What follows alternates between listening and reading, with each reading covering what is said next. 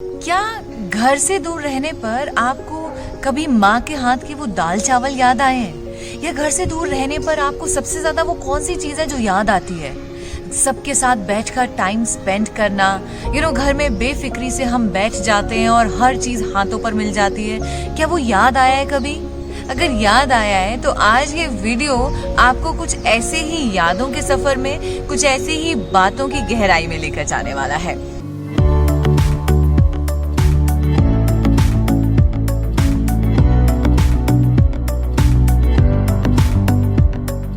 Hi everyone, this is me RJ Kriti with you. And इस नए साल में आज मैंने सोचा मैं उस शख्स की बात करूं जिसने वाकई अपनी जिंदगी में ये बताया है कि घर की इम्पोर्टेंस क्या होती है और घर से दूर रहकर जिन लोगों को तकलीफ होती है मैं उनकी वो तकलीफ को दूर करूं।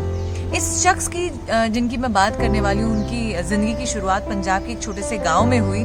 वहां से वो निकले अपनी स्टूडेंट लाइफ को खत्म करने के बाद तो इंजीनियरिंग करने के लिए नागपुर पहुंचे।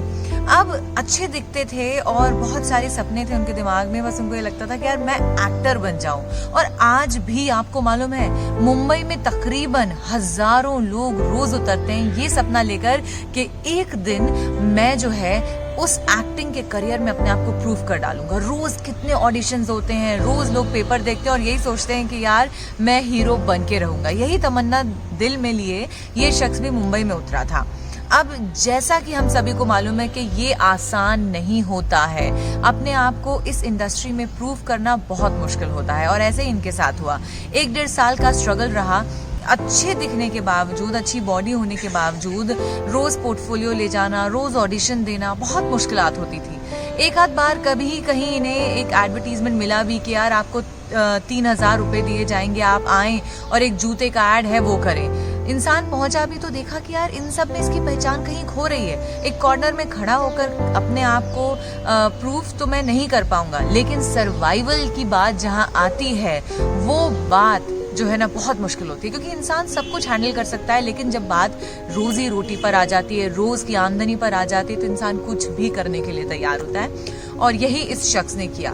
शायद इनका डेडिकेशन और इनकी वो सोच बहुत मजबूत थी कि यार मैं अपनी जिंदगी में जो है ना कुछ करके बताऊंगा, चाहे कितनी भी देर लग जाए। इस शख्स की कहानी में आगे बढ़ते हैं तो भाई मुंबई में इनको एक्टिंग में ज्यादा चीजें नहीं ऑफर हो रही थी, तो ये जो है चेन्नई गए। वहां से इनको कुछ ऑफर आए, साउथ की फिल्में की और साउथ की फिल्मों में अपना हुनर दिखाने के बाद इनको जो है फिल्म इंडस्ट्री में, बॉलीवुड में जगह मिलने लगी। उसके बावजूद भी कई पॉजिटिव किरदार निभाने के बाद एक नेगेटिव रोल इन्होंने जब किया तब इनको एक एक्नॉलेजमेंट मिला।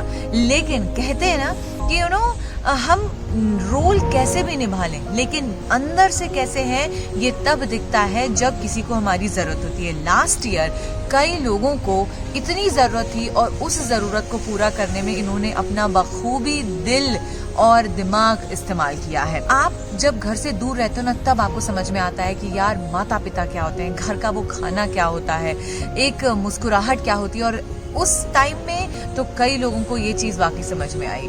विदेश में ही नहीं, हमारे देश में ही कई लोग थे जो पैदल चल रहे थे, बहुत मुश्किल में थे और वहीं पर ये शख्स जो है उनका मसीहा बनकर आया और कई लोगों की मदद की जो अच्छे अच्छे बड़े से बड़े लोग नहीं कर पाए। आप बिल्कुल सही पहचाने, आज मैं सोनू सूद की बात कर रही हूँ। और साल की शुरुआत में मैंने सोचा कि यार किस उस इंसान की बात की जाए जो वाकई एक मोटिवेशन, इंस्पिरेशन दे पॉजिटिविटी के साथ, कि हमारी जिंदगी क्या है इसको तय करने के लिए हम पूरी जिंदगी गुजार देते हैं। ये सोचते रहते हैं कि यार शायद मैं ज्यादा पैसे कमा लूंगा, मैं बड़ी गाड़ी ले लूंगा, बड़ा घर ले लूंगा, अच्छे कपड़े पहनूंगा या सोसाइटी में अपना एक अच्छा स्टेटस बना लूंगा तो शायद मैं अच्छा बन पाऊंगा। लेकिन नहीं, हम दूसरों को जब समझने लगते हैं, दूसरों की मुस्कुराहट के लिए काम करने लगते हैं, तब हम हीरो बन पाते हैं, तब हमारी जिंदगी का सार निकल के आता है। और यही सार सोनू सूद की जिंदगी हमें बताकर जाती है।